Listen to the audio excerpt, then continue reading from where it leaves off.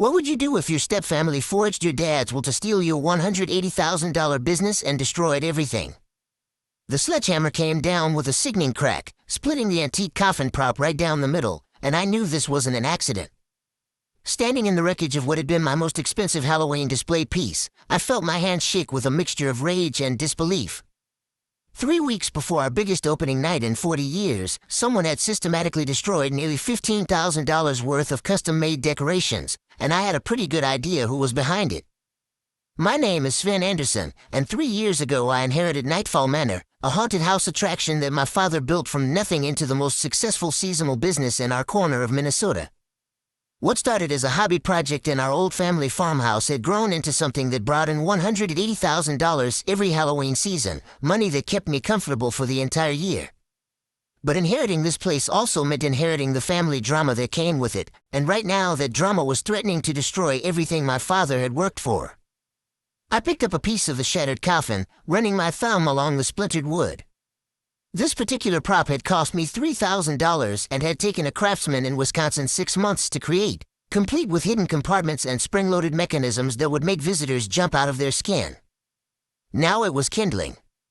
The destruction had happened sometime between midnight and dawn, which meant whoever did this knew the property well enough to navigate it in the dark. They had bypassed our main security system, which was admittedly basic, just motion sensors on the outside of the building. But they had known exactly which pieces would be the most expensive to replace and had targeted those specifically. The vintage Victorian mourning dress that hung in our funeral parlor scene, torn beyond repair. The custom-built animatronic werewolf that had taken 2 years to perfect, its internal mechanism smashed with what looked like the same sledgehammer. Even the antique mirrors we had collected over decades, each one carefully positioned to create specific optical illusions, lay in glittering fragments across the floor. Standing there in the ruins of my livelihood, I couldn't help but think back to the day everything started going wrong. It was exactly 6 months ago, on a warm April morning, when my stepmother Ingrid Kowalski showed up at my door with her twin sons Eric and Magnus in tow. I hadn't seen any of them since my father's funeral 3 years earlier, which had suited me just fine. Dad had married Ingrid when I was 15, and while she had never been outright cruel to me, there had always been this undercurrent of resentment. She never quite forgave my father for having a child from his first marriage, and her twins, who were only 3 years younger than me, had inherited that same cold distance. When they knocked on my door that April morning, I should have known they weren't there for a family reunion. "Sven, we need to talk," Ingrid had said, standing on my porch with that tight smile she always wore when she wanted something. She was 52 now, still attractive in that sharp-featured Scandinavian way, but there was something harder about her than I remembered. The twins flanked her like bodyguards, both of them having grown into large, intimidating men. Eric had always been the more aggressive one, with short-cropped blonde hair and the kind of build that suggested he spent a lot of time at the gym. Magnus was quieter but somehow more unsettling, with the same pale eyes as his mother and a habit of watching everything without saying much. "What about?" I had asked, not inviting them in. "About the will," Eric had said bluntly. "About what's rightfully ours." That's when they had shown me the document that would turn my world upside down. It was a will, dated just 2 months before my father's death, that left everything, including Nightfall Manor, to be split equally between all 3 of us boys. According to this document, I owned only 1/3 of the business that I had been pouring my heart and soul into for 3 years. "This is impossible," I had said, scanning the pages. Dad's lawyer handled the estate. There was only one will, and it left everything to me. "Well, apparently your father's lawyer didn't have all the information," Ingrid had said smugly. "Harold came to see me 2 weeks before he died. He felt guilty about leaving the boys out completely, especially since they had helped with the haunted house during high school. I remembered those times she was talking about. The twins had worked a few Halloween seasons when they were teenagers, mostly taking tickets and directing traffic in the parking lot. They had never shown any real interest in the creative side of the business, the part that required real passion and dedication. "Even if this is real," I had said, "why are you bringing it to me now? Why wait 3 years?" "Because we wanted to give you a chance to make this work," Magnus had spoken for the first time, his voice calm and measured. "But it's clear you can't handle a business this size on your own. Look at the numbers from last year." He was right about the numbers being down, but that had been due to unusually bad weather and competition from a new haunted attraction that had opened 2 counties over. I had already made plans to address both issues for the coming season. "We're prepared to let you stay on as manager," Ingrid had continued, "but we need to formalize the ownership structure. The business needs proper oversight." That had been the beginning of 6 months of legal hell. I had hired an attorney, Martha Chen, who specialized in estate disputes, and she had immediately found problems with their claim. The will they presented was indeed notarized and appeared legitimate, but there were inconsistencies in the witness signatures and the paper stock didn't match what my father's usual lawyer used. This could be a forgery, Martha had told me during one of our early meetings, but proving it is going to be expensive and time-consuming. They're also within their rights to demand an accounting of all business operations during the 3 years you've been running things. While the lawyers battled it out, my stepfamily had begun what I could only describe as a campaign of psychological warfare. They started showing up at the property unannounced, claiming they had a right to inspect their investment. Ingrid would walk through the rooms with a critical eye, making comments about how things needed to be updated or reorganized.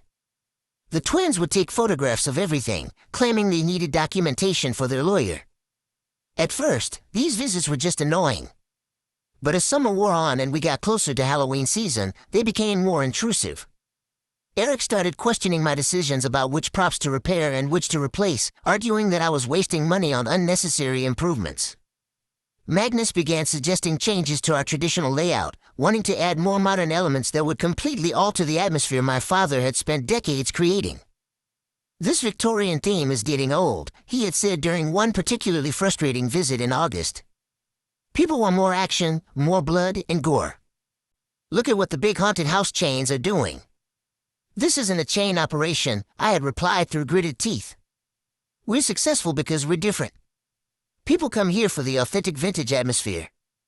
"Maybe that's why your numbers were down last year," Eric had shot back. The breaking point had come 3 weeks ago, on a Tuesday evening when I was doing final preparations for our soft opening.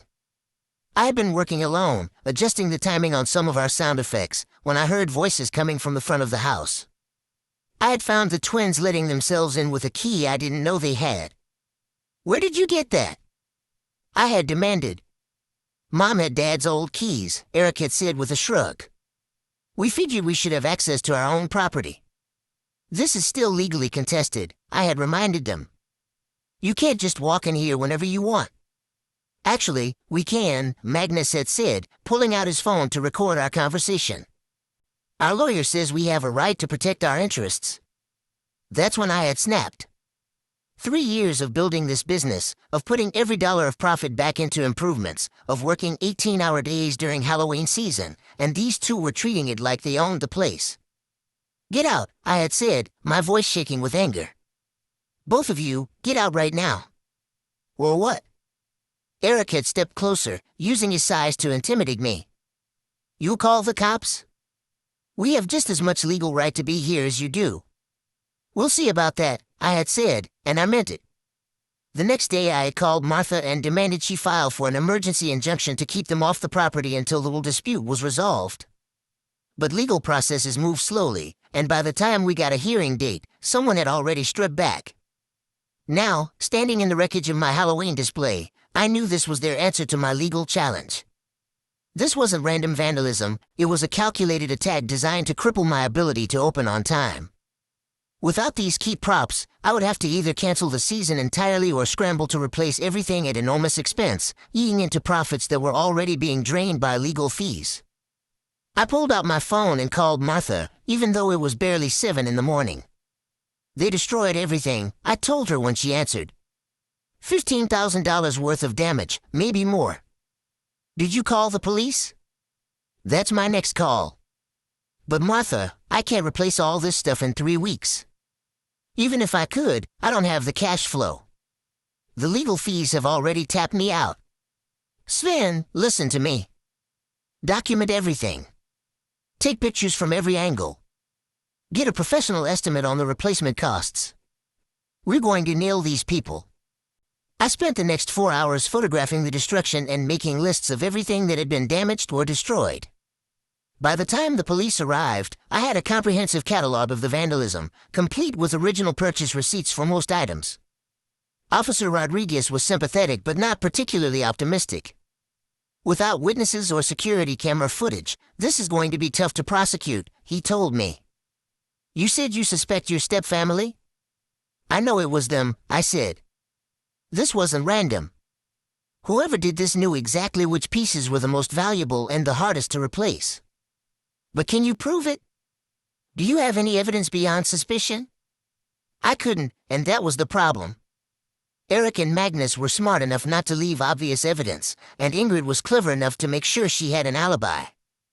When I called to confront them later that day, Ingrid sounded genuinely shocked. Vandalized? Oh, Sven, that's terrible. You really should invest in better security for such valuable items. Cut the act, Ingrid. I know you did this. That's a very serious accusation. I hope you have proof before you go around making statements like that. The timing is awfully convenient, don't you think? Right after I filed to keep you off the property? Life is full of coincidences. Perhaps this is the universe telling you that you're not meant to run this business alone. That conversation confirmed what I already knew, but it also made me realize I was dealing with people who were more ruthless than I had given them credit for. This wasn't just about money or property, this was about control, and they were willing to destroy my livelihood to get it. Over the next few days, I threw myself into damage control. I called every prop supplier I knew, begging for rush orders on replacement items. I drove to antique shops within a 300-mile radius, looking for vintage mirrors and Victorian furniture that could substitute for what had been destroyed. I maxed out my credit cards and took out a personal loan against my truck to cover the costs. It was during one of these frantic shopping trips that I met someone who would change everything. I was at an estate sale in Duluth, looking through boxes of old photographs and documents, hoping to find some vintage imagery I could use for new displays, when I struck up a conversation with an elderly woman named Florence Bergstrom. She was probably in her 70s, with silver hair and the kind of sharp eyes that suggested she had seen a lot of life. "You're buying an awful lot of Victorian stuff," she observed as I carried my purchases to the checkout table. "I run a haunted house attraction," I explained. "I had some vandalism and I'm trying to replace what was lost." "Oh, how awful. Where's your attraction?" When I told her about Nightfall Manor, her eyes lit up with recognition. "I knew your father," she said. "Harold Anderson. He used to buy things from estate sales too. Lovely man." We talked for a few more minutes about Dad and the early days of the haunted house, and I was about to leave when she said something that stopped me cold. "Such a shame about that business with the forged will." I turned around slowly. "What did you say?" Florence looked embarrassed. "Oh dear, I shouldn't have said anything. It's just, well, I was there when it happened." "When what happened?" She glanced around nervously, then leaned closer to me. "I was working part-time at Bergman and Associates, you know, the law firm downtown. This was about 8 months ago. One of those twin boys came in, Magnus I think, asking about getting documents notarized. My heart started pounding. What kind of documents? Well, I shouldn't really say, but he had what looked like a will. He said it was for his stepfather, but he needed it backdated because they had forgotten to get it notarized when it was originally signed." "And you did it?" "Oh no, of course not. Mr. Bergman would never allow something like that. But the boy seemed very insistent. He offered to pay extra, said it was just a technicality since his stepfather was already dead." I felt like the ground was shifting under my feet. "What happened then?" "Mr. Bergman threw him out, naturally. Told him that what he was asking for was fraud. But the strange thing was, a few weeks later I heard that the family had found a newer will that had apparently been properly notarized elsewhere." Florence's story explained everything. Magnus had tried to get the forged will legitimized through official channels, and when that failed, he had found someone else willing to do it. The question was whether Ingrid knew what her son had done. I thanked Florence and drove home with my mind racing. If I could prove the will was forged, this whole nightmare would be over. But I needed more than the word of a retired legal secretary who had overheard part of a conversation. That evening, I called Martha and told her what I had learned. "This is huge if we can prove it," she said. "But we need documentation, or at least multiple witnesses." One person's recollection of a conversation isn't going to be enough in court. What if we could get Magnus to admit it? How would you do that? I had an idea, but it was risky. What if I wore a wire and confronted him directly? Sven, that's dangerous. If these people are willing to commit fraud and vandalism, who knows what else they might do? But I was past caring about the risks. I had 3 years of my life invested in Nightfall Manor, and I wasn't going to let it be stolen from me based on a forged document. The next day, I contacted a private investigator named Tony Russo who specialized in fraud cases.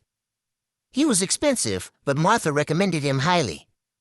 What you're describing is definitely possible, he told me when I explained the situation. But we need to be careful about how we gather evidence. Minnesota has specific laws about recording conversations. What are the rules? You can record any conversation you're a party to, as long as you're not doing it for criminal purposes. But if this goes wrong, it could make your legal situation worse instead of better. Despite the risks, I decided to move forward. Tony provided me with a small digital recorder that could be hidden under my shirt, and we set up a meeting for the following Saturday. I called Magnus directly, telling him I wanted to discuss a possible settlement. He agreed to meet me at a coffee shop in town, probably thinking I was ready to give up. Sitting across from him at a corner table, with the recorder running under my shirt, I had to fight to keep my voice steady. I've been thinking about what you said, I began. About me not being able to handle the business alone. Magnus smiled that cold smile that reminded me so much of his mother.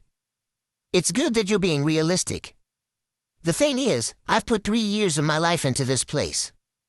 If I'm going to share ownership, I need to know that your claim is legitimate. What do you mean? I mean, the will you showed me. How do I know it's real? Magnus' expression didn't change, but I caught a slight tensing around his eyes. Why would we forge something like that? I'm not saying you did. I'm just saying, if I'm going to give up 2/3 of my business, I want to be completely sure. The will was properly witnessed and notarized. Your lawyer has copies. I know what the paperwork says. I'm asking about the circumstances. Where did your mother find it? For the first time, Magnus looked uncomfortable. He took a long sip of his coffee before answering. Dad came to see her a couple of weeks before he died. He felt bad about leaving Eric and me out of the original will. And he just happened to have a completely new will drawn up. He had been thinking about it for a while. I leaned forward slightly. Magnus, I know someone saw you at a law office 8 months ago, trying to get a document backdated. The color drained from his face. I don't know what you're talking about. Bergman and Associates. You tried to get them to backdate a will, and they refused because it would be fraud. Magnus stood up abruptly, knocking his coffee cup over. This conversation is over. So you did forge it. I didn't say that. You didn't have to. Your reaction says everything. He grabbed his jacket and headed for the door, then turned back. You can't prove anything, and even if you could, it's too late.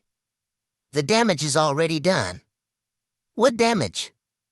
The vandalism? Magnus realized he had said too much. I don't know anything about vandalism. But you just said the damage was already done. What damage were you referring to? He left without answering, but the conversation had given me what I needed. Combined with Florence's testimony, it would be enough to challenge the will's authenticity. That evening, I met with Martha to review the recording. This is good, she said after listening to it twice. Combined with the witness from the law office, we have grounds to demand forensic analysis of the will. But Sven, there's something else we need to consider. What? If Magnus forged this will without his mother's knowledge, she might be a victim too. The vandalism might have been his and Eric's idea, not hers. I hadn't considered that possibility. You think Ingrid doesn't know? It's possible. And if that's the case, she might be willing to cooperate once she learns the truth. The idea of Ingrid as a victim rather than a villain was hard to wrap my head around, but it made sense in a twisted way. Magnus had always been the more calculating of the twins, and if he had been desperate enough to try forging legal documents, he might not have told his mother how he obtained the will. I decided to test this theory by calling Ingrid directly. Ingrid, I need to ask you something, and I want you to think carefully before you answer. What is it, Sven? When Magnus showed you the will, did he tell you where he found it? There was a long pause. He said he found it in some of Harold's papers that I hadn't gone through yet. Did you ever wonder why it had never come up during the original estate proceedings? Another pause. I assumed Harold's lawyer had made a mistake. Ingrid, I have reason to believe that will is a forgery. That's impossible. It was notarized. Notarized by someone who was willing to backdate it. Magnus tried to get it done legitimately first, but the lawyer refused because it would be fraud. The silence stretched so long I wondered if she had hung up. Ingrid? Are you there? Yes, I'm here. Her voice was quiet now, uncertain. What are you saying exactly? I'm saying your son forged that will, and you've been unknowingly committing fraud for the past 6 months. I need to think about this. There's something else. Someone vandalized the haunted house 3 weeks ago, destroyed $15,000 worth of props. Was that you? No, absolutely not. I would never do something like that. Then it was the twins. I'll talk to them. She hung up, and I had a feeling that conversation was going to be very interesting. 2 days later, my phone rang at 6 in the morning.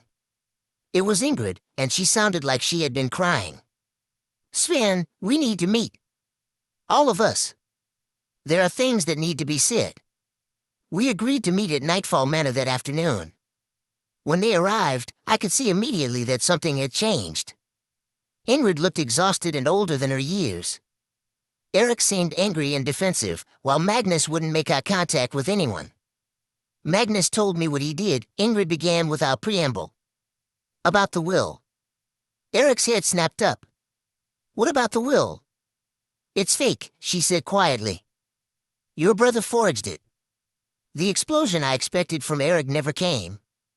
Instead, he just stared at Magnus with a look of complete disgust. You idiot, he said finally.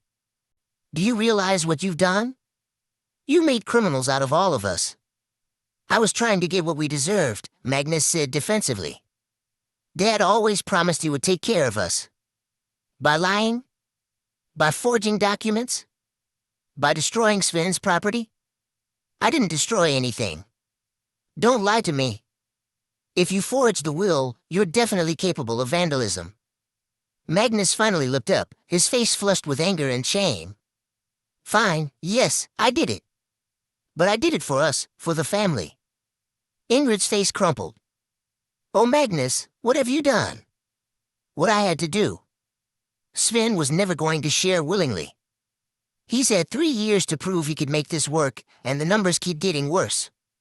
So you decided to destroy his livelihood instead? Eric's voice was filled with disgust. The family drama playing out in front of me was painful to watch, but I needed to know the full extent of what Magnus had done. Magnus, I need you to tell me exactly what you destroyed and when. He spent the next 20 minutes giving me a detailed confession, explaining how he had used his mother's key to enter the property and systematically destroyed the most expensive and irreplaceable items. He had done it alone, he claimed, without involving Eric or his mother. I thought if you couldn't open on time, you would have to accept our partnership, he said. Your partnership based on a forged will. The will should have been real. Dad always said he would take care of us. But he didn't, and you can't forge legal documents to create an inheritance that doesn't exist.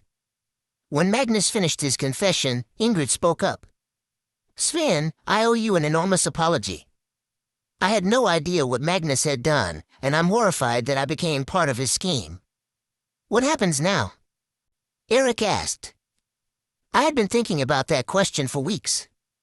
Now Magnus faces criminal charges for fraud and vandalism. The forged will get thrown out, and hopefully I can rebuild in time for Halloween. What about restitution? Martha had told me to ask about this. I'll pay for the damage, Ingrid said immediately. It's the least I can do. Mom, that's $15,000, Eric protested. I don't care. This is my son's mess, and I'm partially responsible for not questioning where that will came from. Magnus started to object, but Eric cut him off. Shut up. You've done enough damage. Over the next week, things moved quickly. Magnus was arrested and charged with fraud and criminal damage to property. The forged will was officially invalidated, confirming my sole ownership of Nightfall Manor. And true to her word, Ingrid wrote me a check for the full amount of the damage, plus an additional $5,000 to cover my legal fees. But the most surprising development came 3 days before our scheduled opening. Ingrid called and asked if she could come by the property. When she arrived, she wasn't alone, Eric was with her. "Sven, we have a proposition for you," she said. I was immediately suspicious. "What kind of proposition?" "Eric has experience in marketing and business management. I have some savings that I could invest. What if we became legitimate partners?" "After everything that's happened, why would I want that?" "Because," Eric said, "you could use the help, and we could use the chance to make things right." He was right about needing help. The past 6 months had nearly destroyed me financially and emotionally. I had been so focused on fighting their fraudulent claim that I had neglected the actual business operations. "What are you proposing exactly?" "A minority partnership," Ingrid said. 25% ownership for a $25,000 investment, plus Eric's time and expertise. It was a generous offer, and after discussing it with Martha, I decided to accept. Eric proved to be surprisingly capable, bringing in social media marketing strategies that I never would have thought of and streamlining some of our operational processes. Our Halloween season that year was the most successful in the attraction's 40-year history, bringing in over $200,000 to $10,000 in revenue. The publicity from the legal drama had actually increased our visibility, and Eric's marketing efforts brought in visitors from states we had never attracted before. Magnus served 6 months in county jail and was ordered to pay additional fines and community service. When he was released, Ingrid tried to convince me to give him a chance to work at the attraction, but I refused. Some mistakes have permanent consequences. As I'm writing this, it's been 2 years since the whole ordeal began. Nightfall Manor is more successful than ever, and my partnership with Ingrid and Eric has worked out better than I could have hoped.